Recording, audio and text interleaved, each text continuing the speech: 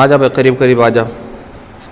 الحمد للہ رب العالمین والصلاة والسلام علی رسول الکریم اما بعد فقد قال اللہ تبارک وتعالی فی کلامہ المجید والفرقان الحمید فاعوذ باللہ من الشیطان الرجیم بسم اللہ الرحمن الرحیم یا ایہا الذین آمنوا اتقوا اللہ وذروا ما بقی من الربا ان کنتم مؤمنین فإن لم تفعلوا فأذنوا بحرب من اللہ ورسولہ وقال اللہ تعالی وأحل الله البيع وحرم الربا وقال تعالى يمحق الله الربا ويربي الصدقات صدق الله العظيم وصدق رسوله النبي الكريم ونحن على ذلك لمن الشاهدين والشاكرين والحمد لله رب العالمين. میرے محترم بزرگوں اور دوستوں اور عزیز بھائیوں، اسلام مسلمانوں کو حکم دیتا ہے کہ وہ اپنے معاملات کو صاف رکھے، پاک رکھے، حلال طریقے پر کمائے اور حرام طریقے کو چھوڑ دے. حرام معاملوں میں سب سے بدترین سود کا معاملہ ہے. سودی کاروبار کرنا سخت ترین گناہ ہے. سود کو اسلام میں بالکل حرام قرار دیا گیا ہے، اور قرآن کریم میں سود کو اتنا بڑا گناہ بتلایا گیا ہے کہ شاید کسی اور گناہ کو اتنا سنگین اور بڑا گناہ نہیں بتلایا گیا. سودی معاملہ کرنے والے کے لیے جنگ کا اعلان ہے. اللہ تعالیٰ فرماتے ہیں اے ایمان والو، اللہ سے ڈرو اور سود کا جو حصہ بھی کسی کے ذمے باقی رہ گیا ہو اس کو چھوڑ دو. اگر تمہارے اندر ایمان ہے، اگر تم سود کو نہیں چھوڑو گے اور سودی کاروبار کرتے رہو گے تو اللہ تعالیٰ اور اس کے رسول کی طرف سے جنگ کا اعلان سن لو.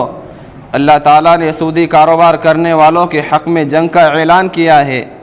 اب سوال یہ ہے کہ سود ہی پر اتنی سخت وعید کیوں وارد ہوئی ہے؟ اس کی سب سے بڑی وجہ یہ ہے کہ اسلام معاشرے میں اور سوسائٹی کو پاکیزہ بنانا چاہتا ہے. اسلام یہ چاہتا ہے کہ ہر آدمی دوسرے کی خیر خواہی کرے، محبت اور بھائی چارگی کے ساتھ زندگی گزارے، کوئی کسی کی ضرورت اور مجبوری سے فائدہ اٹھانے کی کوشش نہ کرے.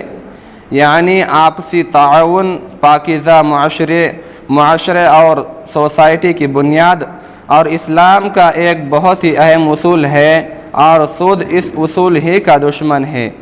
سود معاشرے میں وہ خوبیاں پیدا کرتا ہے سود اس معاشرے میں وہ خوبیاں پیدا ہونے نہیں دیتا جو اسلام پیدا کرنا چاہتا ہے. اس لیے شریعت نے سود کو حرام قرار دیا ہے اور اس کو سخت ترین گناہ کہلاتا ہے. سود نفع نہیں بلکہ گھاٹے کا سودا ہے. قرآن کریم میں اللہ تعالیٰ فرماتے ہیں اللہ سود کو مٹاتا ہے اور صدقہ خیرات کو بڑھاتا ہے. جو لوگ سودی کاروبار کرتے ہیں وہ سمجھتے ہیں کہ سود ترقی کرنے کا ایک اچھا ذریعہ ہے، حالانکہ در حقیقت ان کے لیے سود میں ترقی نہیں ہے. قرآن کریم میں اللہ تعالیٰ ارشاد فرماتے ہیں جو سود تم لوگوں کو دیتے ہو تاکہ وہ لوگوں کے مال میں شامل ہو کر بڑھ جائے، اللہ تعالیٰ کے نزدیک وہ نہیں بڑھتا. اور جو زکوٰۃ تم اللہ کو راضی کرنے کے لیے دیتے ہو تو اسی کے دینے والے حقیقت میں اپنے مالوں کو بڑھاتے ہیں. سودی مال و کاروبار میں برکت نہیں ہوتی. حضور اقدس صلی اللہ علیہ وسلم نے فرمایا سود اگرچہ زیادہ ہو جائے مگر آخر کار اس کا انجام کم ہی ہے. دنیا کی تاریخ کو اٹھا کر دیکھ لے کہ جس قوم نے بھی سودی معاملے کو اختیار کیا اللہ تعالیٰ نے ان کو تباہ و برباد کر دیا ہے. سودی نظام کو اللہ نے کبھی ترقی کا ذریعہ نہیں بنایا. اسی لیے سود خور ہمیشہ پریشان رہتے ہیں اور طرح طرح کی مصیبتوں میں پھنسے رہتے ہیں. سود کھانے والا حلال اور پاکیزہ روزی سے محروم ہو جاتا ہے. اللہ تعالیٰ فرماتا ہے یہودیوں کی سنگین زیادتیوں کی وجہ سے اور بکثرت لوگوں کو اللہ کے راستے میں روکنے کی وجہ سے اور سود سے منع کرنے کے باوجود سود لینے کی وجہ سے اور لوگوں کے مالوں کو حرام طریقے پر کھانے کی وجہ سے ہم ان پر وہ پاکیزہ چیزیں حرام کرتے ہیں جو پہلے ان کے لیے حلال کی گئی تھی. سودی معاملے میں کسی طرح کی مدد حرام ہے. حضرت جابر بن عبداللہ رضی اللہ تعالیٰ عنہ بیان کرتے ہیں کہ رسول اللہ صلی اللہ علیہ وسلم نے سود کھانے پر، اس کے کھلانے والے پر اس کے لکھنے والے پر، اس کے گواہوں پر لعنت فرمائی ہے، اور آپ صلی اللہ علیہ وسلم نے فرمایا کہ یہ سب گناہ میں برابر شریک ہے۔ یعنی کوئی انسان کسی طرح پریشان ہوتا، اس پر حالات آتے، کسی بھی طرح مصیبت آتی، تو وہ سود لینے پر، یعنی سود جو ہم لفظ سن رہے کب سے بعض حضرات کو سمجھ میں نہیں آتا سود کیا ہے کر کے، اس کو آپ لوگ کھلے الفاظ میں بولیں گے اپن بیاج لینا، بیاج کو سود بولتے۔ اسلام میں بیاج لینا بھی حرام ہے، دینا بھی حرام ہے۔ اب کتنے لوگ اسلام میں ایسے مسلمان ہیں جو سود کو، بیاج کو کوئی بھی حقیقت نہیں مانتے، یعنی اس کو گناہ ہی نہیں سمجھتے، اس کو غلطی نہیں سمجھتے، اس کے لینے کو بھی حرام نہیں سمجھتے، اس کے دینے کو بھی حرام نہیں سمجھتے۔ حضرت جابر رضی اللہ تعالیٰ عنہ سے روایت ہے کہ رسول اللہ صلی اللہ علیہ وسلم نے فرمایا سود لینے والا بھی حرام کام کر رہا، سود دینے والا بھی حرام کام کر رہا، اور جو لکھ رہا کہ بھائی کتنے پیسے دیے سود کے، بیاج کے کتنے پیسے دیے اس کو، وہ بھی حرام کام کر رہا، اور جو اس کی گواہی دے رہا، ساکشی دار جس کو بولتے ہیں اپن، گواہی دے رہا کہ بھائی اس آدمی کو اتنے پیسے دیے تھے ہم نے، وہ بھی حرام کام کر رہا۔ اور جتنے لوگ اس میں شامل ہیں بیاج لینے میں، دینے میں، یا کوئی دلا کے دے رہا بھائی یہ فلاں فلاں آدمی کے پاس جا، یہ تو بیاج سے پیسے دیں گا، میں اس کو فون پہ بات کر کے بول دیتا، وہ بھی حرام کام میں شامل ہے، اس سود میں شامل ہے۔ یعنی جتنے بھی یہ شریک تھے سب کو برابر کا گناہ ملے گا۔ اس لیے اسلام میں حرام اس لیے کہا گیا سود کو کہ بھائی جتنے بھی نیک کام ہیں اس کو روک دیتے یہ، جیسے بھائی کوئی مصیبت میں، پریشانی میں ہے، لوگ اس کو صدقہ خیرات نہیں دیتے اور جو ہے تم کی مدد نہیں کرتے۔ جب مالدار لوگ، پیسے والے لوگ کسی کی مدد کرنا چھوڑ دیتے، غریبوں کی مصیبت میں کام نہیں آتے اور ان کی مدد نہیں کرتے، کسی بھی تکلیف میں، بیماری میں ہو یا کوئی بھی حالات میں ان کی مدد نہیں کرتے، تو وہ بیچارے کو مجبوراً یہ کام کرنا پڑتا۔ کوئی بیاج سے ادھر پیسے لیتا، کوئی بچت گھر سے لیتا۔ بچت گھر میں کتنے لوگ ہمارے ہیں مسلمان شامل ہے، وہ بھی حرام کا پیسہ ہے، اس کا اپن کوئی معنی نہیں رکھتا اپنے واسطے۔ ہو حرام لوگ میں اپنے پیٹ میں جائیں گے تو میں یقین کے ساتھ کہتا کہ ہماری عبادت قبول نہیں ہوں گی۔ اور یہ سوچی سمجھی گئی ہوئی بچت گھر کی جو ہے نا پلاننگ ہے کہ مسلمانوں کو ہی یہ بچت گھر کے پیسے دیں گے، اور آدمی کو کبھی دیں گے؟ آدمی کو جا کر دیکھو کوئی بھائی میرے نام پہ اتنے پیسے دے، جیسا تو 18,000 دے رہا تو مجھے اس میں سے 9,000 دے، میں آدمی ہے میرے نام پہ دے، لیکن وہ سامنے والا کبھی نہیں دیں گا۔ یہود و نصارہ کی سوچی ہوئی سمجھی ہوئی مسلمانوں کے خلاف یہ پلاننگ ہے کہ ہم مسلمانوں کو ہی یہ بچت گھر دیں گے اور ان کی عورت کو دیں گے۔ اب دیکھو کوئی انسان اپنے اہلیہ کو، اپنے شریک حیات کو 15 سال، کوئی 20 سال، کوئی 40 سال پردے میں رکھتا، گھر میں رکھتا، تاکہ اس کے اوپر کسی غیر محرم کی نظر نہ پڑے، اور اسی طرح جب اسے بیاج لینے کی ضرورت پڑی، بچت گھر سے پیسے اٹھانے کی ضرورت پڑی، تو وہ عورت کو سامنے لاتا، عورت کو بے پردہ کر دیتا اور نامحرم کے سامنے لے کے آتا۔ اب دیہاتوں میں، اپنے مراٹھواڑے میں، مہاراشٹر میں دیکھو سود عام ہو گیا، اور سود ختم کرنے کے واسطے جگہ جگہ پلاننگ کر رہے، اور مولانا لوگ کوشش کر رہے کہ بھائی سود کس طرح ختم ہو جائے، بچت گھر کس طرح ختم ہو جائے۔ ماشاءاللہ اس کا فائدہ بھی نظر آ رہا، بہت سی جگہوں سے بچت گھر ختم ہو گیا۔ یہ ہمارے اولاد کی بگاڑ کا نتیجہ ہے۔ یہ اگر یہ کمائی ہم لیں گے، بیاج سے پیسے لیں گے یا بچت گھر سے پیسے اٹھائیں گے، وقتی طور پر آدمی کو لگتا ہے کہ بھائی میری ضرورت پوری ہو گئی، میرا کام دھک گیا، لیکن وہ الٹا پریشانی میں پھنس جاتا۔ جس طرح سود لینے سے پہلے، حرام کا پیسہ لینے سے پہلے اللہ تعالیٰ اپنے کو حلال رزق دے رہے تھے، وہ اس سے بھی محروم ہو جاتے اپن، وہ بھی ناپاک ہو جاتا اپنے واسطے۔ اس لیے جہاں تک ہو سکے یہ کام سے بچنے کی کوشش کرے۔ آج دیہاتوں میں 10 لوگوں کی سردار عورت کو بنایا گیا۔ اب آتے وہ پورے عورتیں اپنے جمع ہو جاتے ہیں، ان کے سامنے غیر محرم ہے، ان کے فوٹو بھی نکالتے وہ، اور کبھی مسلح کے ساتھ بھی نہیں آن دیں گے، کبھی برقع پہن کے بھی نہیں آن دیں گے۔ برقع پہنے تو بولے تمہارا چہرہ نقاب نکالو، تمہارا فوٹو نکالنا ہے، کون ہے، تم کو دیکھ کر پیسے دیں گے، تمہارا فوٹو نکال کے پیسے دیں گے، اور بے حیائی کے پورا معاملہ ہو گیا۔ لیکن ہمارے مردوں نے اتنا عورتوں کو آزاد کر دیے کہ ان کو کوئی فرق نہیں پڑتا کہ بھائی ہم حرام کھا رہے کہ حلال کھا رہے، کہ پیسہ کہاں سے آ رہا، کیا کر رہا۔ مرد کی ذمہ داری ہے گھر کو پالنے کی، اپنی اولاد کی پرورش کرنے کی، بیوی بچوں کو کھلانے کی۔ اگر مرد ہی گھر میں حرام کا پیسہ لے کر آئے گا تو سوچو اس کے اولاد بگڑیں گے نہیں تو کیا ہوگا۔ اس کے بہت غلط نتیجے برآمد ہوتے ہیں آخر میں۔ پھر آدمی آگے چل کے بولتا بھائی میرے اولاد نافرمان ہے، میری اولاد میری سنتی نہیں، میرے اولاد مجھے پریشان کرتی یا مارتی یا ڈانٹ ڈپٹ کرتی یا ستاتی، تو یہی نتیجہ ہوتا بچپن میں ہم نے یہ کام ان کو کرائے۔ اب بچپن میں ہم ان کو یہ کام سکھا رہے کہ بھائی سود لینا چاہیے، پھر وہ بچوں کے ذہن میں بھی آتا کہ ہمارے ماں باپ نے بیاج لیے تھے، سود لیے تھے، کچھ غلط نہیں کرے تھے، کیونکہ ان کو حقیقت معلوم نہیں رہتی۔ جیسا بھائی ابراہیم علیہ السلام نے ان کے والد کو آزر کو بولے کہ بھائی مورتیوں کی پوجا کرنا چھوڑ دو، یہ مورتیوں کو ماننا چھوڑ دو، تو ابراہیم علیہ السلام کے والد ایک دم آگ ببولا ہو گئے کہ بھائی تو کیسا بڑا ڈائریکٹ سے ہمارے باپ دادا اس پر ایمان لائے ہوئے اور ہم اس پر ٹکا لے، بولے ہمارا خدا ہے، بولے یہ مورتیاں پتھر، تو کیسے ان کو غلط قرار دیتا؟ تو بعد آ جا، ابراہیم علیہ السلام کو ان کے والد نے بولے تو بعد آ جا ورنہ میں تجھے جلا وطن کر دوں گا، یہاں سے نکال دوں گا، دوسرے شہر میں بھیج دوں گا۔ اسی طرح جب ہم بعد میں سمجھیں گے اولاد کو تو ان کے سمجھ میں بھی نہیں آنے والا۔ جتنی ہو سکے یہ حرام پیسوں سے پرہیز کرے، بچت گھر سے بچنے کی کوشش کرے اور سود لینے سے پرہیز کرے، اجتناب کرے، انشاءاللہ ہماری زندگی خوشگوار رہیں گی۔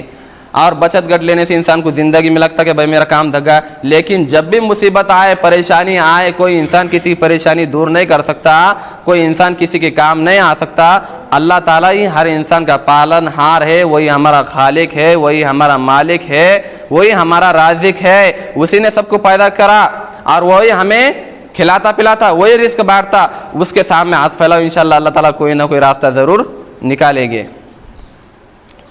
تو آگے کیا فرمایا گیا؟ سود کا ایک پیسہ گناہ میں 36 مرتبہ زنا کرنے سے بھی زیادہ سخت گناہ ہے۔ حدیث شریف میں رسول اللہ صلی اللہ علیہ وسلم نے سود کے گناہ کا تذکرہ کرتے ہوئے فرمایا، سود کا 1 درہم کھانا یہ جانتے ہوئے کہ یہ سود ہے، یہ بیاج ہے، 36 مرتبہ زنا کرنے سے بھی زیادہ سخت گناہ ہے۔ ایک دوسری حدیث میں آپ صلی اللہ علیہ وسلم نے فرمایا، سود کے 70 درجے ہیں، ان میں سے سب سے ادنا، سب سے چھوٹا اور کم سے کم درجہ یہ ہے کہ آدمی اپنی ماں کے ساتھ زنا کرے۔ سود خور اللہ تعالیٰ کے عذاب کو دعوت دیتے ہیں، یعنی جو لوگ بیاج لیتے، سود لیتے، وہ اللہ تعالیٰ کے عذاب کو دعوت دیتے۔ ایک حدیث میں رسول اللہ صلی اللہ علیہ وسلم نے فرمایا، جب کسی بستی میں سود اور زنا عام ہو جاتا ہے تو وہ لوگ اللہ کے عذاب کو دعوت دیتے ہیں۔ مطلب یہ ہے کہ جب کسی قوم میں یہ 2 گناہ سود اور زنا عام ہو جائے تو گویا وہ اپنے اوپر اللہ کے عذاب آنے کا خود ہی سبب پیدا کر رہے ہیں اور وہ یہ چاہ رہے ہیں کہ ہم پر اللہ کا عذاب آ جائے۔ ذرا سوچئے وہ لوگ کس قدر بد نصیب ہوں گے جو خود اللہ تعالیٰ کے عذاب میں مبتلا ہونا چاہتے ہیں، اور کیا ایسے لوگ اللہ تعالیٰ کے عذاب سے بچ سکیں گے؟ تجارتی مقصد کے لیے بھی سودی معاملہ کرنا حرام ہے۔ کچھ لوگ کہتے ہیں کہ غریبوں سے سود لینا واقعی گناہ اور حرام ہے، کیونکہ اس صورت میں ایک مجبور اور بے بس آدمی کی مجبوری سے فائدہ اٹھانا ہے۔ لیکن مالدار اور تاجر حضرات جو سود پر قرض لیتے ہیں وہ ظاہر ہے کہ کسی مجبوری کی وجہ سے نہیں لیتے بلکہ تجارتی مقصد سے لیتے ہیں، اس لیے جب وہ قرض ادا کرے تو اس وقت ان سے سود لینا مجبور آدمی سے فائدہ اٹھانا نہیں ہے، اس لیے اسے حرام نہیں ہونا چاہیے۔ مگر یاد رکھیں یہ خیال بالکل غلط ہے، سود بہرحال سود ہے، اس کا کاروبار ہر صورت میں حرام اور ناجائز ہے، چاہے کم ہو، چاہے سود کم ہو یا زیادہ ہو،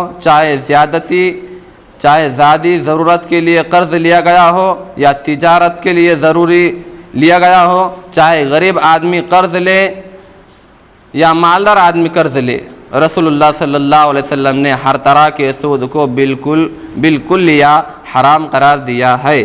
صحیح مسلم کی روایت ہے کہ آپ صلی اللہ علیہ وسلم نے حجۃ الوداع کے موقع پر جو تاریخی خطبہ دیا اس میں سود کی حرمت کا اعلان کرتے ہوئے فرمایا، آج کے دن زمانہ جاہلیت کا سود چھوڑ دیا گیا اور سب سے پہلا سود جو میں چھوڑتا ہوں وہ عباس بن عبد المطلب کا سود ہے۔